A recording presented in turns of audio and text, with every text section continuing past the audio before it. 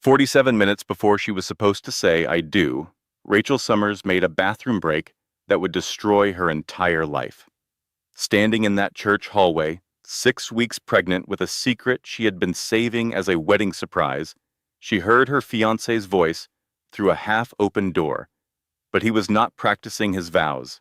He was on the phone with another woman, calling her "my love," laughing about how Rachel buys everything. And then he said the words that turned her blood to ice. "This whole thing with Rachel? It is a means to an end. Her mother's property is worth $2.3 million, and sweet little Rachel is going to hand it to us on a silver platter." Her dream wedding was a trap. Her loving fiancé was a professional con artist. Her pregnancy was not a blessing to him. It was a chain to keep her locked in. But here's what Marcus did not know. He thought he was marrying a naive schoolteacher. He was wrong. He thought she would crumble. She did not. He thought he had won. He had no idea the war was just beginning. This is the story of how one woman lost everything, then burned her betrayer's empire to the ground. Value statement. This story is more than entertainment. It is a survival guide. If you have ever trusted the wrong person, if you have ever felt trapped by someone who claimed to love you, if you have ever wondered whether you were strong enough to fight back, this story is for you. Because the truth is, predators count on our silence. They count on our shame. They believe we would rather suffer alone than risk being judged. Rachel's story proves them wrong, and maybe, just maybe, it will give you the courage to prove them wrong too. They say you should trust your gut, but what happens when your gut has been lying to you for 3 years? My name is Rachel Summers. I was a third-grade teacher from Columbus, Ohio, and in exactly 47 minutes, I was going to marry the man I thought was my soulmate. But first, I needed to use the bathroom. That bathroom break saved my life and destroyed everything I thought I knew. The morning of June 14th started like something out of a bridal magazine.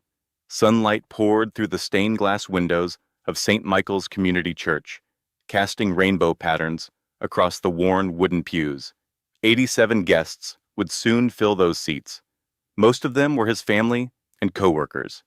My side was smaller. My mother, Linda, my sister, Diane, and a handful of teacher friends who had managed to get Saturday coverage. I stood in the cramped bridal room, staring at my reflection in a mirror that had seen better days. The dress was beautiful. Not Paris couture or designer silk. It was a $1,200 David's bridal gown that I had put on a credit card and was still making payments on. But when I looked at myself in it, I felt like a princess. A 34-year-old princess who taught multiplication tables and made $48,000 a year. But a princess, nonetheless. The ring on my finger caught the light. 1.5 carats. Marcus told me it was his grandmother's, passed down through generations of Walker women. I touched it like a talisman, drawing strength from its supposed history.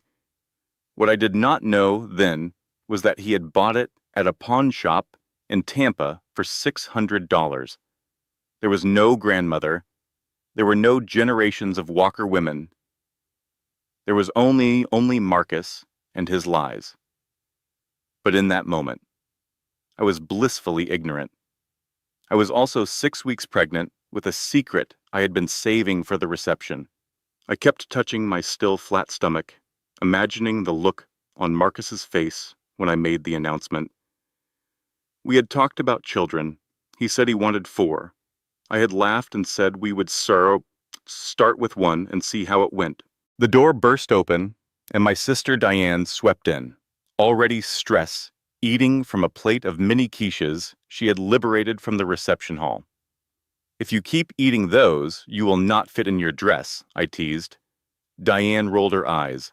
She was 41, divorced, mother of 2, and had 0 patience for anything she considered nonsense. If I have to hear Mom ask one more time whether the church has gluten-free communion wafers, I am going to need a bigger dress.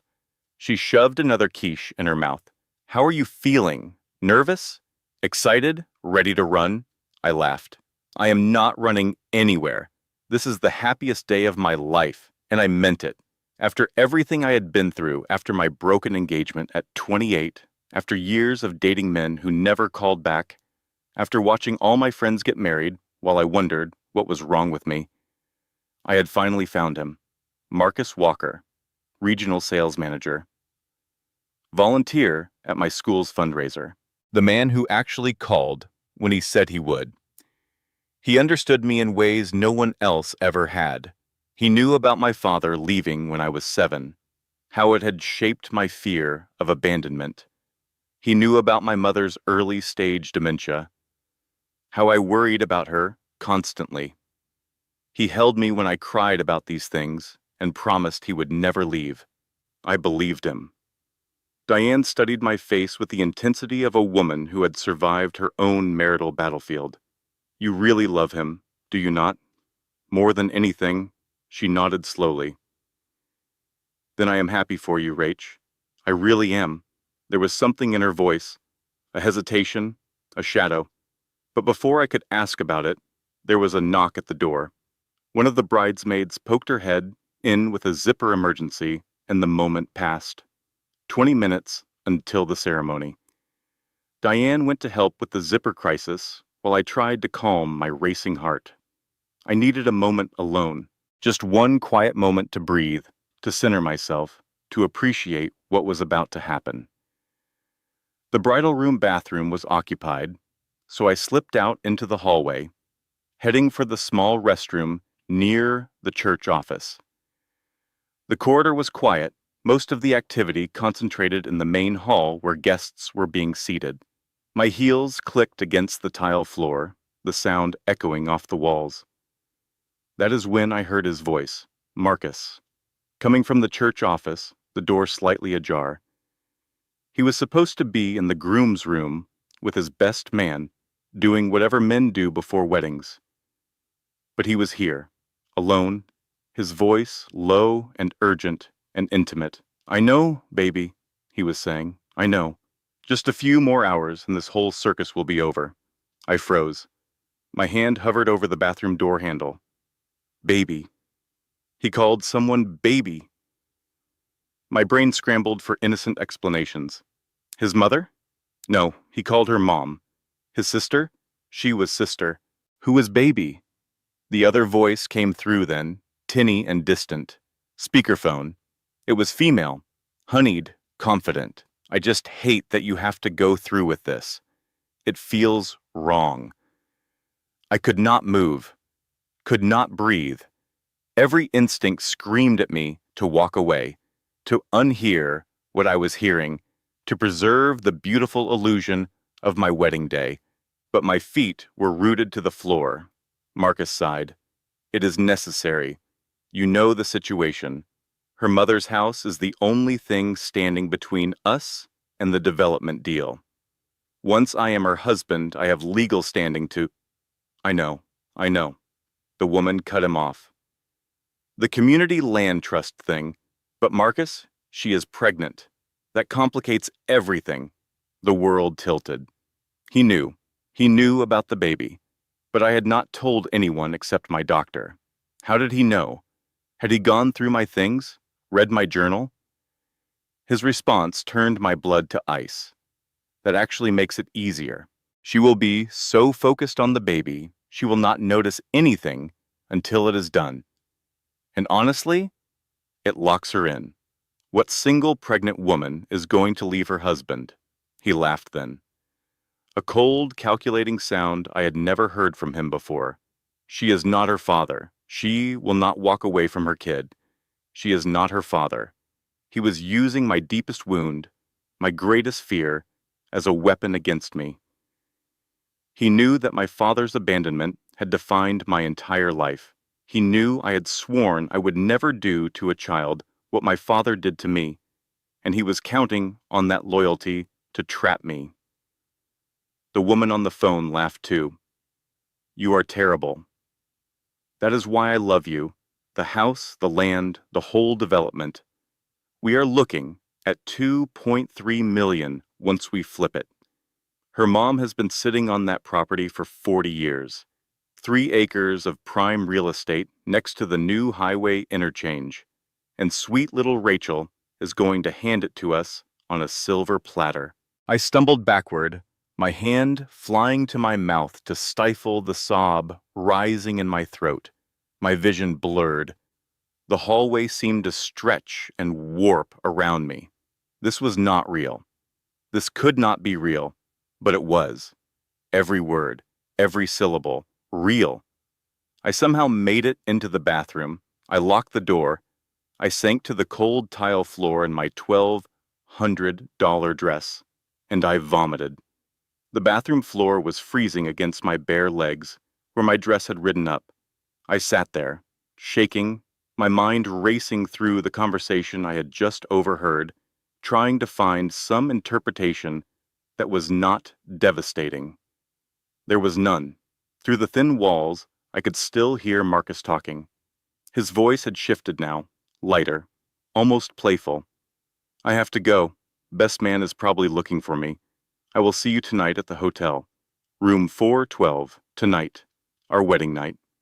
He was planning to leave me on our wedding night to meet his mistress. I still cannot believe your mother is okay with all this, the woman said. And then the final blow. Mom is the one who found Rachel in the first place. Who do you think told me to volunteer at that school fundraiser? His mother, Vivian Walker, the elegant church lady who brought me casseroles and called me the daughter I never had. She was part of this. She had handpicked me like selecting a cow for slaughter. I heard him end the call, heard his footsteps moving away. The hallway fell silent. I sat there, trying to think, but my brain felt like it was wrapped in cotton. The pregnancy hormones were not helping. Neither was the shock. My hands trembled so badly I could barely grip the edge of the sink when I finally pulled myself up to stand. I looked at my reflection in the bathroom mirror, mascara smudged, face pale as paper, hands shaking. This was not the radiant bride I had been 20 minutes ago. This was a woman who had just watched her entire life collapse. What were my options? I could confront him now, storm out there, and scream the truth in front of everyone. But what would that accomplish? I had no proof. It would be my word against his. 87 guests would watch me have a public breakdown. His mother would comfort him, clucking about wedding day stress. I would be the crazy pregnant woman who ruined her own wedding. I could walk away. Just leave, but go where? My apartment lease had ended last month. I had moved everything into his house. My car was at his place. My bank account had $340 in it because I had spent my savings on this wedding, on this dress, on the reception that featured the mini quiches. My sister was stress eating. I could go through with it, marry him, pretend I did not know. Buy time. The thought made me physically ill, but the more I considered my situation, the more I realized how thoroughly trapped I was. I was pregnant, broke, and about to be legally bound to a con man. Then I thought about my mother, her house, the property Marcus had mentioned, 3 acres of land that had been in our family since my grandmother bought it in 1964. My mother had lived there for 40 years. It was the only security she had left, especially now with her dementia getting worse. And Marcus was planning to steal it. If I ran now, I would lose everything. My home, my job security, my mother's property. He would spin a story about his unstable fiancée who abandoned him at the altar. He might even use my disappearance to fast-track his plans for my mother's land, claiming he needed to step in because I was clearly unfit. But if I stayed, if I played along, I would have time to gather evidence, time to protect my mother, time to figure out who that woman on the phone was. The only advantage I had was that he did not know I knew. I splashed cold water on my face, fixed my mascara with trembling fingers, straightened my dress, You are about to marry a man you want to murder, I whispered to my reflection. Smile pretty, Rachel. This is your audition for the role of idiot wife. It was not funny. Nothing about this was funny, but if I did not laugh, I was going to collapse into a sobbing heap and never get up. I took a deep breath, then another. Then I unlocked the bathroom door and stepped out into the hallway. Diane was waiting, her face tight with worry. Where were you? I have been looking everywhere. You look like you have seen a ghost. Nerves, I said. Just nerves. She studied me for a long moment. My sister knew me better than anyone. She had to see that something was wrong. But before she could press, the wedding coordinator appeared around the corner, clipboard in hand, talking urgently about timing and processionals. The machinery of the wedding had started. There was no stopping it now. My father was supposed to walk me down the aisle, but he had been gone for 27 years. My mother was supposed to, but she was already seated, confused about where she was and why everyone was dressed up. So I walked alone, which felt appropriate given the circumstances. The music swelled. The guests stood. 87 faces turned to watch me process toward my doom. And there was Marcus, standing at the altar in his rented tuxedo, beaming at me with that same smile I had fallen in love with. Now it looked different. Now I could see the predator behind it. I made myself smile back. Beside him stood his best man, David, grinning like this was the happiest occasion. In the front row, Vivian Walker dabbed at fake tears with a lace handkerchief. And 3 rows back, I spotted her, a blonde woman, polished and pretty, watching the proceedings with an intensity that did not match a casual guest. Brittany Cole. I had met her once, briefly.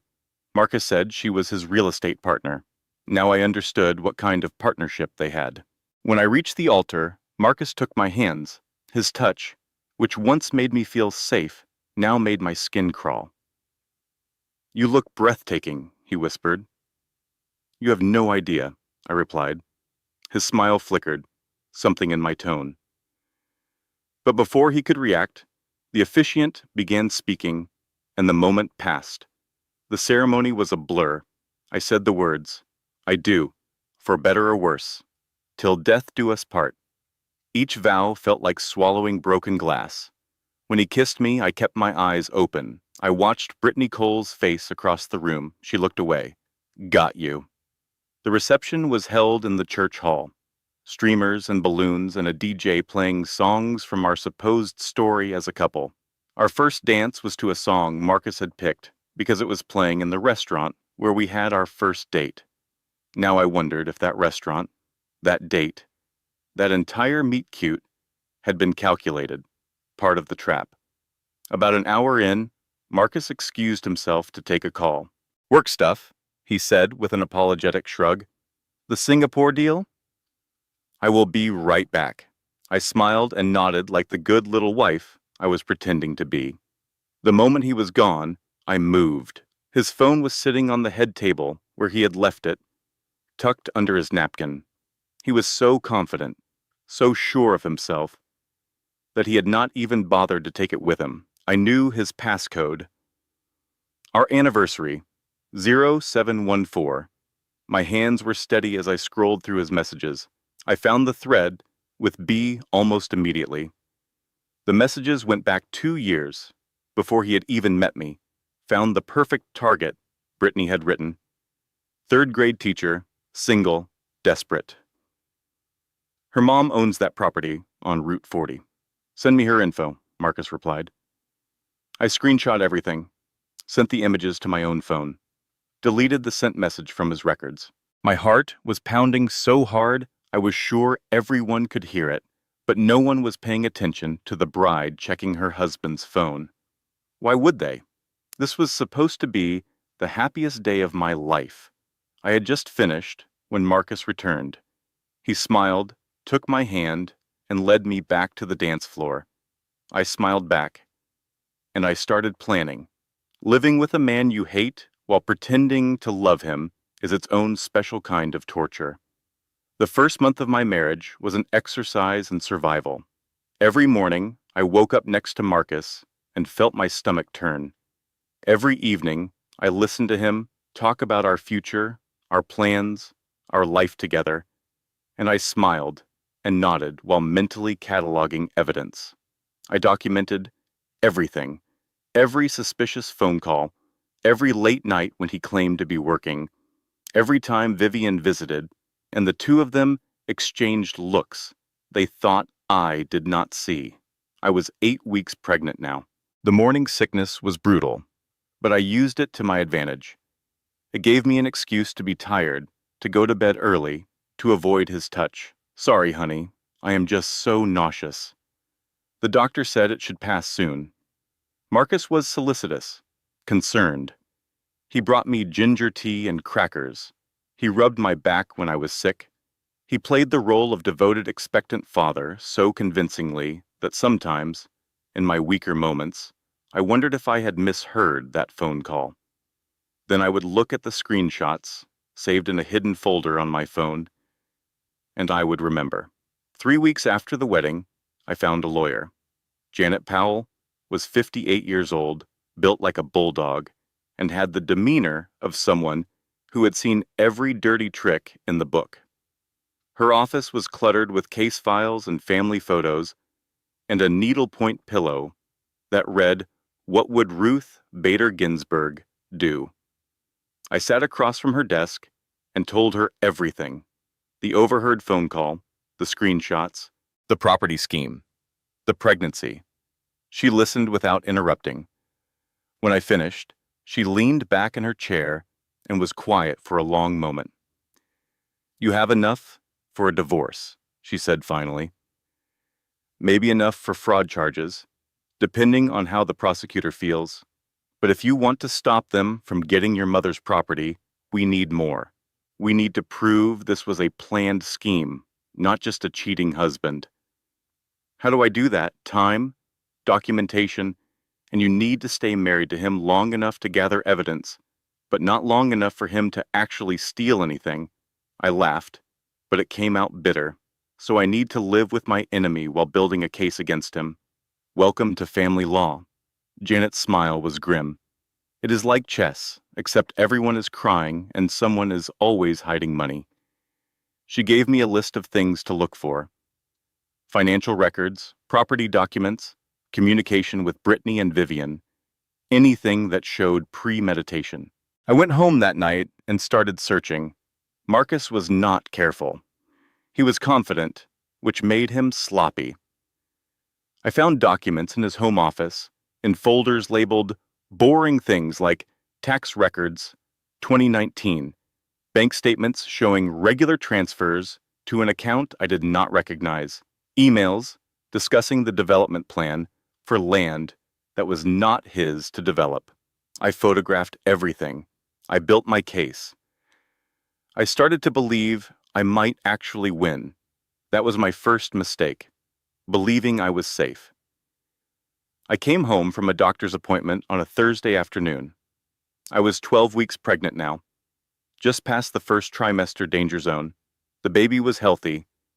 I was cautiously optimistic about everything. I walked into my mother's house, where I had stopped to check on her like I did every few days, and found her sitting at the kitchen table with Vivian Walker and a man I did not recognize. My mother was signing papers. "Rachel," Vivian said brightly, "we were just helping your mother with some paperwork. She has been so worried about being a burden, the poor dear." I crossed the room and snatched the papers from under my mother's pen. It was a transfer of power of attorney, from me to Marcus. "Mom," I said, trying to keep my voice calm, "what did you sign?" My mother looked at me with that confused expression I had grown to dread. "The papers for the church, honey, for the parking lot they are building." There was no parking lot. There was no church project. Vivian had lied to her, exploited her confusion, and gotten her to sign away control of her own life. I looked at the notary, the man I did not recognize. He avoided my eyes.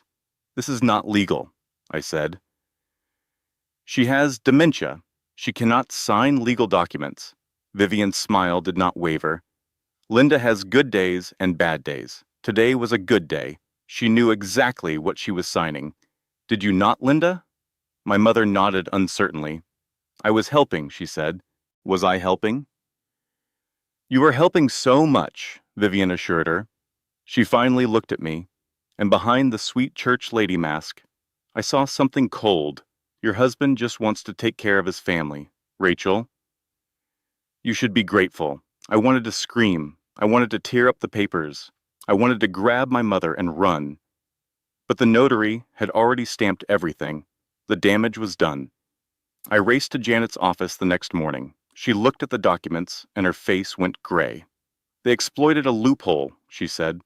Your mother has early dementia, but she has not been declared legally incompetent. In Ohio, she can still sign legal documents if a notary witnesses that she appears lucid. She had good days and bad days, I protested. They waited for a good day. They tricked her. I know, and a judge might agree with you, but legal proceedings take time. In the meantime, Marcus has grounds to initiate property transfers. So he wins?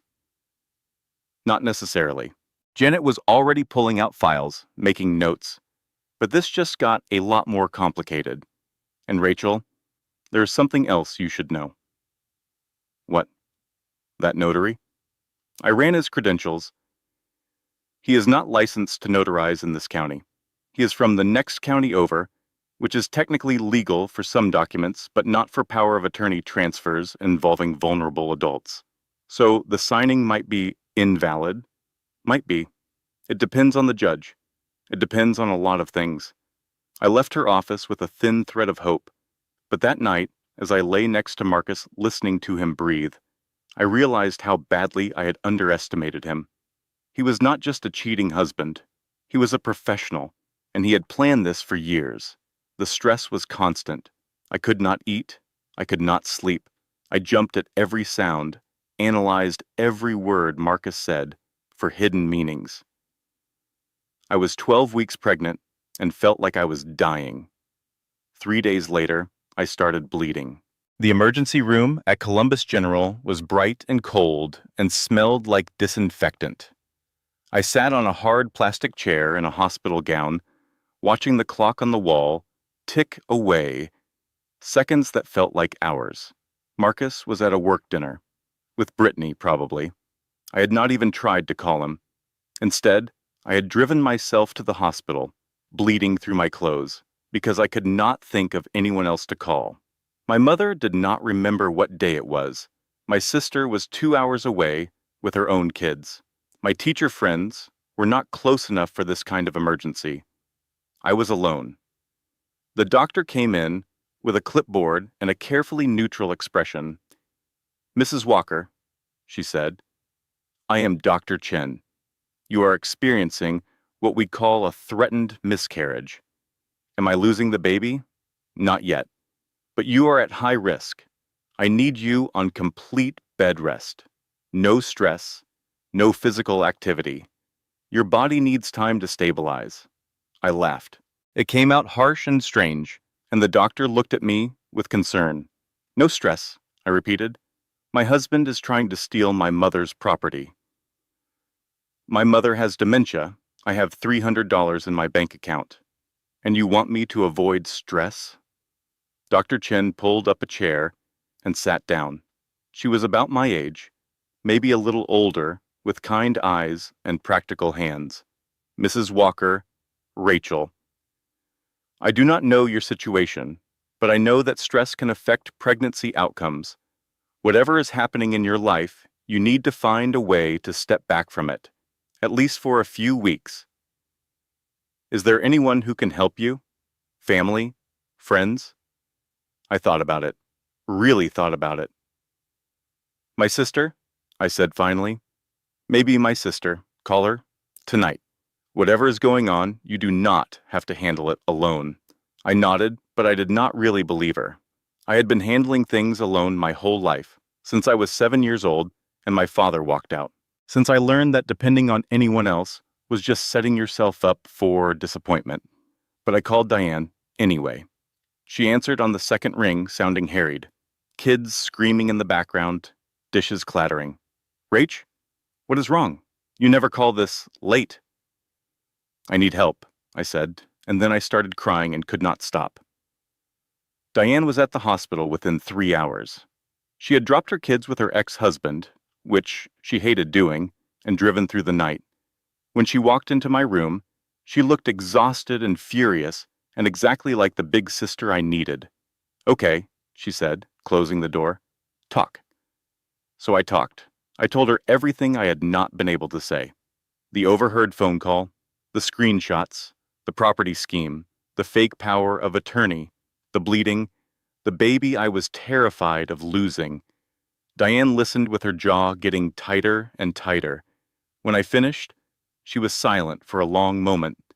I knew something was wrong, she finally said. At the wedding, the way you looked when you came out of that bathroom. But I told myself you were just nervous. I should have told you then. You should have, but I understand why you did not. She stood up and started pacing. This was her thinking mode. I recognized it from when we were kids, and she was trying to figure out how to cover for me with Mom. Here's what we are going to do, she said. First, you are going to rest. Doctor's orders. Second, I am going to make some calls. My divorce attorney is a pit bull, and she knows people. What kind of people? The kind who specialize in putting men like Marcus in prison. She stopped pacing and looked at me. There was something in her eyes I had not seen before. A coldness, a determination. When Brad tried to hide his Bitcoin during our divorce, I learned more about forensic accounting than I ever wanted to know. I basically became a legal crime podcast. This is my Super Bowl, Rachel, and I am going to destroy him. For the first time in weeks, I felt something other than despair. Hope. Small and fragile, but real. Diane stayed with me in the hospital that night. The next morning, she brought me home, not to Marcus's house, but to her place 2 hours away. She had already called my school and told them I had a family emergency. She had already started making calls to lawyers and investigators and people who knew people. Marcus called me that afternoon, sounding concerned. Rachel, where are you? I came home and you were gone. I am at Diane's, I said. I had some bleeding.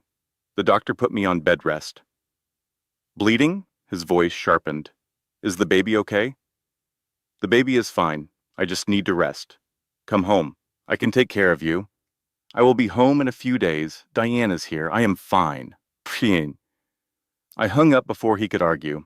Over the next 2 weeks, Diane worked her contacts while I rested. Her divorce attorney recommended a forensic accountant who specialized in fraud cases. He was willing to work pro bono because he hated real estate scammers. Slowly, a picture began to emerge. Marcus Walker was not who he said he was.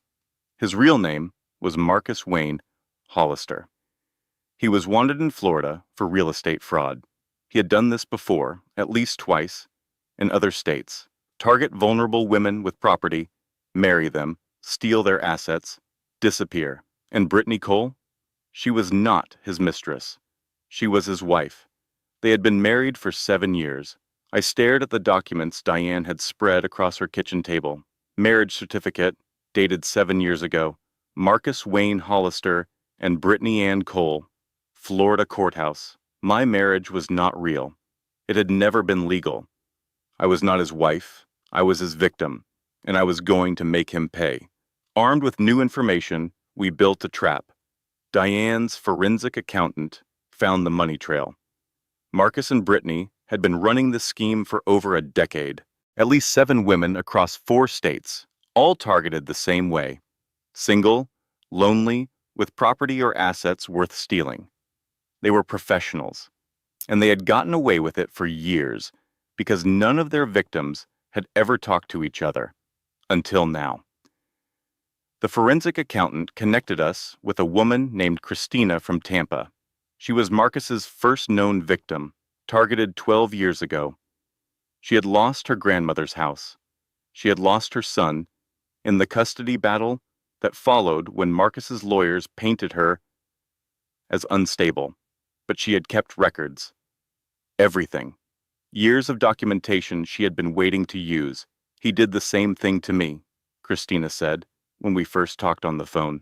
Her voice was tired, but fierce. I have been waiting for someone else to come forward. I have been waiting to take him down. Two more women emerged. Amanda from Detroit, Sandra from Arizona. Same story, same tactics, same devastation. We built our case. We went to the state attorney's office with evidence of elder fraud, bigamy, and racketeering. They were interested, very interested. But Marcus was not stupid. He had evaded prosecution for years by moving states, changing names, disappearing when things got too hot. We needed to catch him in the act. So we set a trap. The state investigator posed as a real estate investor, interested in buying my mother's property. He reached out through channels Marcus was monitoring, expressing interest in the land development deal. Marcus took the bait. They met at a coffee shop. Marcus laid out the whole plan, confident and smooth, not knowing he was being recorded. He talked about how he had married me to gain access, how he had manipulated the power of attorney, how he planned to flip the property for $2.3 million. I watched from Diane's car across the street, 14 weeks pregnant now, past the danger zone. My baby was safe, and I was about to be free. The investigators moved in. Marcus was handcuffed in the parking lot of a coffee shop, his face a mask of shock and disbelief. I wanted to go to him, to stand over him and say something cutting, something that would make him feel even a fraction of the pain he had caused me. But I stayed in the car. I watched them put him in the back of a police cruiser. And I cried with relief. It was over, except it was not. 3 days later, Marcus was released on bail. His lawyer, a high-powered attorney I had never seen before, argued that Marcus had been entrapped, that I, his wife, had orchestrated the entire situation to frame him, that the evidence had been illegally obtained. The lawyer presented text messages supposedly from my phone, discussing how to get rid of Marcus and keep the property for myself. Messages I had never sent. Messages that had been fabricated. Mrs. Walker is a disturbed woman with a history of mental instability, the lawyer told the judge. She is pregnant, hormonal, and has been manipulating this situation from the beginning. I sat in the courtroom and watched the judge nod thoughtfully. Marcus did not go back to jail. Instead, the judge granted him a restraining order against me.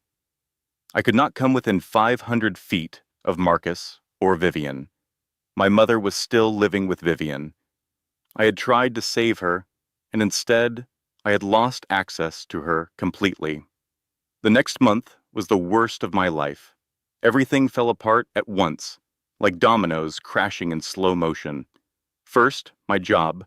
The school district put me on administrative leave pending investigation. The principal called me in and could not quite meet my eyes. Rachel, we have received some concerning information about your personal situation. Some parents have expressed worry about having their children in your classroom. What information? What concerns? There have been allegations of instability, of erratic behavior. Marcus. Marcus had contacted the school. He had told them his pregnant wife was having a mental breakdown, that she was making wild accusations, that she was a danger to herself and others. This is not true, I said. He is lying. He is a con artist. The principal held up her hand. We are not making any judgments. We just need you to take some time, paid leave, until everything settles down. But the school year just started. My students will be fine, she said firmly. Your substitute is excellent. Just take care of yourself, Rachel. I walked out of that meeting in a daze. 23 years of education, 15 years of teaching, hundreds of students who called me Miss Summers and drew me pictures and told me I was their favorite teacher. Gone, because Marcus made a phone call. Second, my mother. Vivian filed for emergency guardianship. citing my erratic behavior and inability to provide stable care. She had doctor's notes from a physician I had never heard of, claiming that I was a danger to myself and others. Sound familiar? Marcus's lawyer had used the same phrase. I showed up to the guardianship hearing determined to fight, but when I walked into the courtroom, my mother was already there, sitting next to Vivian, looking confused and frightened. I approached the bench. "Mom," I said. "Mom, it is me. It is Rachel." She looked at me with no recognition whatsoever. "Who is this woman?" she asked Vivian. "Why is she crying?" The judge granted Vivian temporary guardianship. I lost my mother. Not to death, not to disease, but to a con artist who had convinced the court that I was the dangerous one. Third, the baby. The stress was too much. My body could not handle it anymore. I went into labor at 28 weeks. Way too early. Way too dangerous. My daughter was born weighing 2 pounds, 11 ounces. They whisked her away to the NICU before I could even hold her. Tubes and wires and machines keeping her alive. I named her Hope because I had to believe that hope was still possible. A hospital bill started climbing immediately. I had lost my job, which meant I had lost my insurance. Marcus's plan had been good, but Marcus was contesting everything, claiming we were never legally married, which was true but not for the reasons he was saying.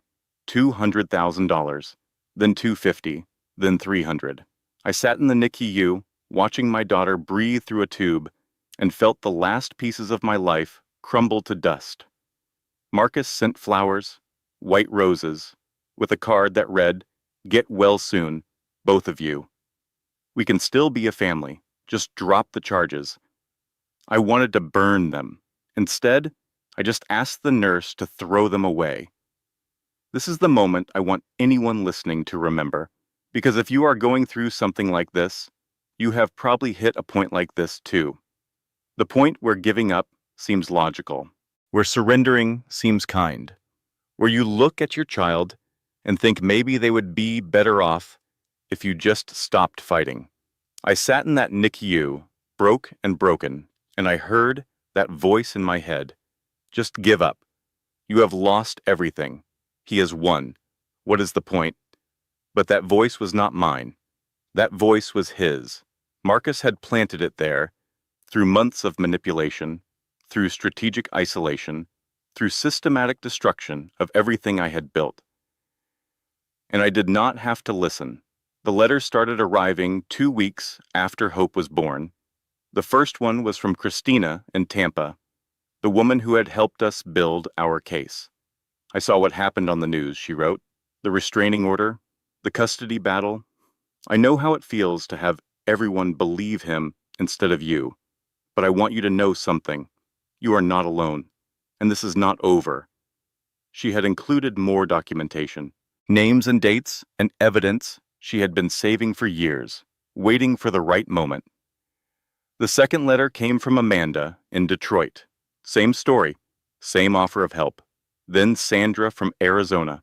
Then a woman named Keisha from Georgia. Then Patricia from North Carolina. Then Margaret from Oklahoma. Then Deborah from Nevada. 7 women, 7 states, 7 lives Marcus and Brittany had destroyed. They found each other through Christina's network.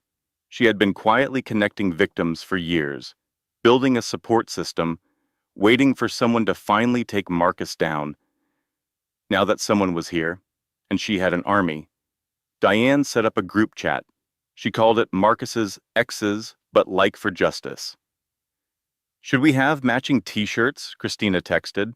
"I was thinking more like matching prison jumpsuits," Amanda replied. "For them, not us." "Focus, ladies," Diane wrote. "We are doing a crime, a legal crime, a legal justice crime." It was not funny. Nothing about our situation was funny. But somehow, being able to laugh about it together made it bearable. We pooled our evidence. Each woman had pieces of the puzzle. Bank records from Florida, property documents from Michigan, marriage certificates from 3 different states, testimony about patterns and tactics and methods. Together, we had proof of a criminal enterprise spanning over a decade. Sandra worked in local TV news. She knew a producer at a national true crime show that had been wanting to do a piece on romance scams. "This is bigger than a romance scam," Sandra said during one of our calls. "This is organized crime. They will be interested." I hesitated. Going public meant everyone would know. My students, my colleagues, my mother's neighbors. Everyone would know I had been fooled, conned, manipulated by a man who never loved me. Then I visited Hope in the NICU. She was getting stronger now, gaining weight, starting to look like an actual baby instead of a fragile doll. I watched her tiny hand wrap around my finger. "I am going to tell everyone," I whispered to her. "So this never happens to anyone else. So you grow up knowing your mom fought back." Hope squeezed my finger. I took that as a yes. The True Crime Show ran a 3-part special. They interviewed me, Diane, Christina, and 3 other victims. They presented the evidence we had gathered. They showed pictures of Marcus and Brittany from their various scams, the different names they had used, the trail of broken lives they had left behind. The response was overwhelming. Tips poured in from across the country. Other victims came forward. The FBI got involved because Marcus and Brittany had crossed state lines, which made it federal. Suddenly, this was not just an Ohio fraud case. This was a national investigation. And that is when we discovered the truth about Vivian. She was not Marcus's mother. Her real name was Vivian Crane. She was a professional fixer who had been part of their operation for 15 years. She specialized in elder exploitation, targeting vulnerable seniors and manipulating them into signing away their assets. She was wanted in 2 states for elder abuse. The FBI raided her house on a Tuesday morning. They found my mother there, confused and dehydrated, along with filing cabinets full of documents from dozens of other victims. They also found the medications Vivian had been giving her, unprescribed sedatives designed to keep her compliant and confused. When they stopped the drugs, my mother's dementia symptoms improved significantly, not completely. The disease was still there, but the fog lifted enough for her to recognize me again. "Rachel," she said when I visited her in the hospital, "where have you been? I have been having such strange dreams." I held her hand and cried. "I signed something," she said, struggling to remember. "That awful woman made me sign something." "I know, Mom, but it is going to be okay now." The guardianship was overturned. The power of attorney was voided. My mother came home, and Marcus was arrested by federal agents at a gas station near the Mexican border, his trunk full of cash and fake IDs. This time, there would be no bail. The federal courthouse in Columbus was packed on the first day of the trial. All 7 of my fellow survivors were there, sitting in the rows behind me: Christina, Amanda, Sandra, Keisha, Patricia, Margaret, Deborah, women who had been strangers a year ago, now sisters in survival. Diane sat right behind me, close enough that I could feel her presence like a shield at my back. Hope was with my mother, both of them watching from Diane's house. Hope was 6 months old now, healthy and strong, with my eyes and a laugh that sounded like music. Marcus sat at the defendant's table, looking diminished. Prison had not been kind to him. The smooth charm that had fooled so many women was gone, replaced by something hollow and desperate. Brittany sat beside him, her lawyer trying to distance her from the worst charges. Vivian was at a separate table, facing her own counts of elder abuse and fraud. The prosecution presented their case methodically. Bank records, property documents, testimony from victims across 7 states, the recorded conversations from the sting operation, the fake text messages Marcus's lawyer had presented, now proven to be fabricated. It took 3 weeks.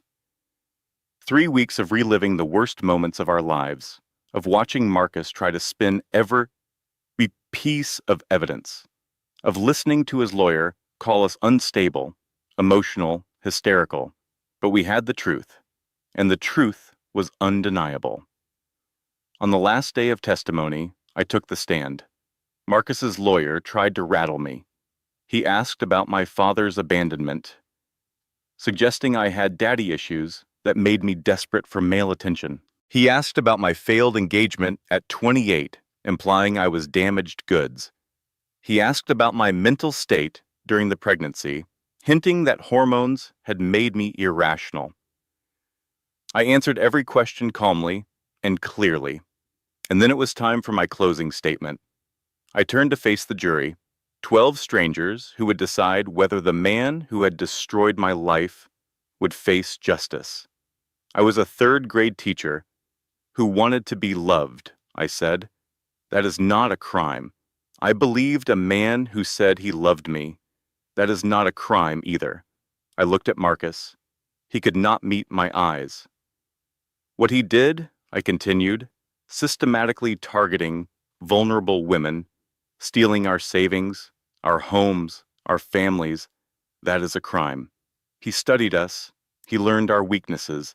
He exploited our deepest wounds. I thought about my father, walking out when I was 7.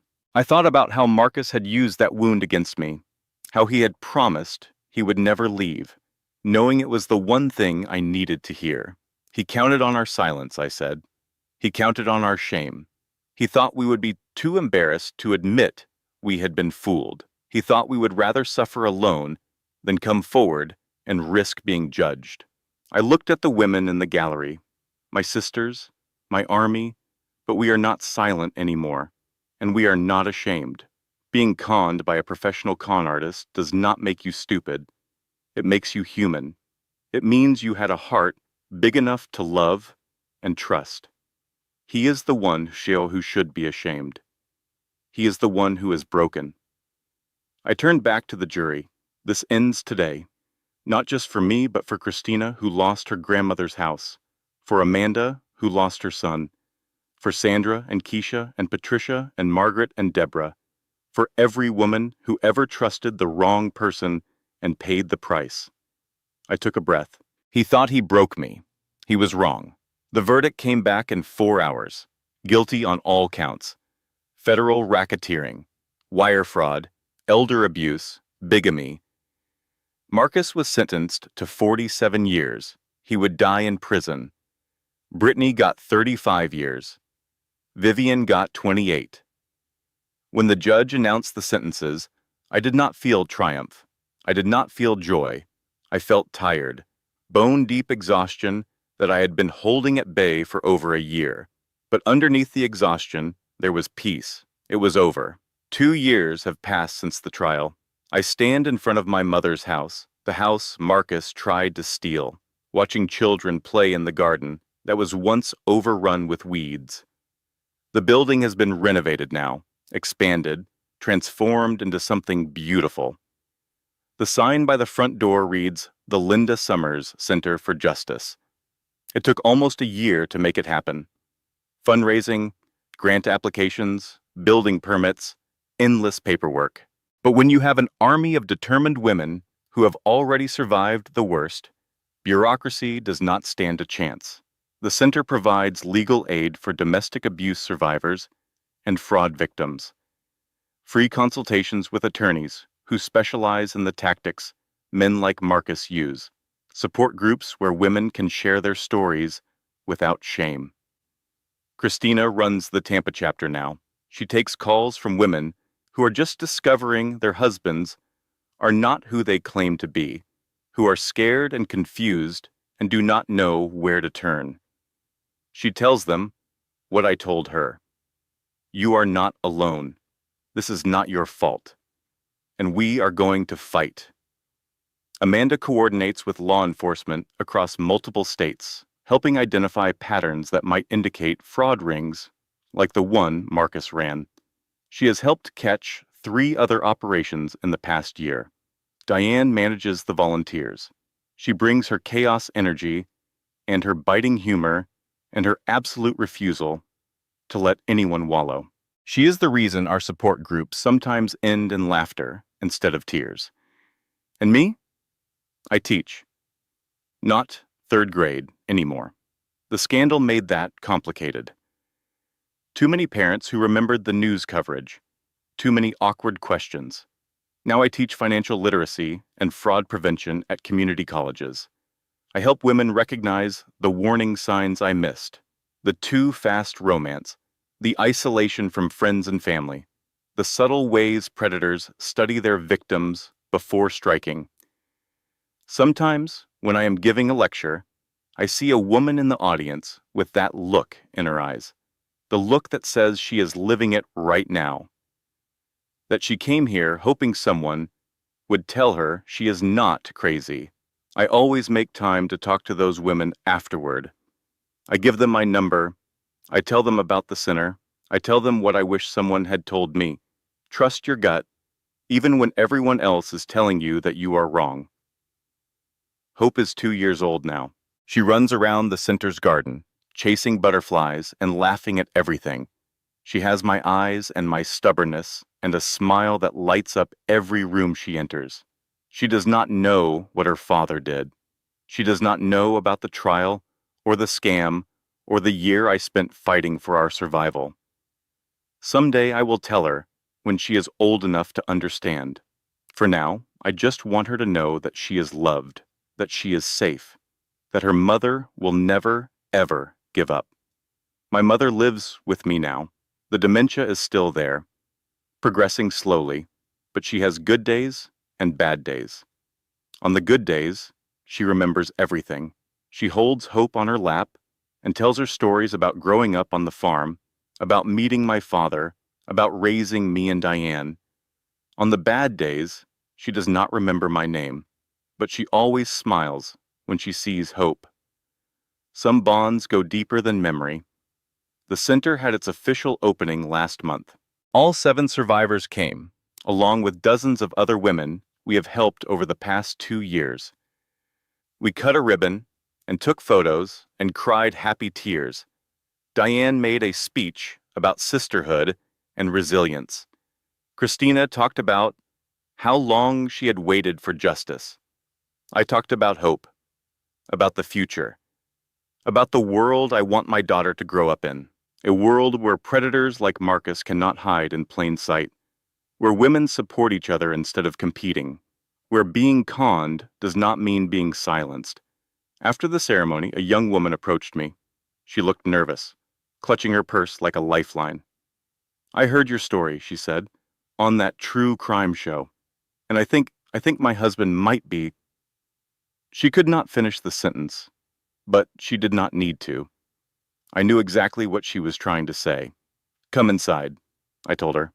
"Let me introduce you to some friends." 6 months after the center opened, I received a letter. It came in a plain, white envelope. No return address. Inside was a single sheet of paper covered in neat, precise handwriting. "Dear Rachel, you do not know me, but I know you. I watched your trial on television. I read every article about your case. I followed your story because I have been living my own version of it for 8 years. My name is Karen Wheeler. I was married to Marcus's brother, Daniel. I read the sentence 3 times before it sank in. Marcus had a brother, another predator, another operation." The letter continued. "Daniel runs the same scheme on the West Coast. He learned it from their father, who learned it from his father before him. This is a family business, going back 3 generations. There are at least 12 women currently being targeted that I know of. I have names, I have addresses, I have proof. They thought they buried me. They were wrong. Want to help me take down the whole family?" I set down the letter and looked out the window at the center's garden. Hope was out there with my mother, picking dandelions and pretending they were magic wands. This was supposed to be over. I was supposed to be healing, moving on, building a new life from the ruins of the old one. I had done enough. I had sacrificed enough. No one would blame me for throwing this letter away and pretending I never received it. But then I thought about the 12 women Karen mentioned. 12 women currently being targeted, right now, this very moment. Women who had no idea their husbands were predators, whose lives were about to be destroyed.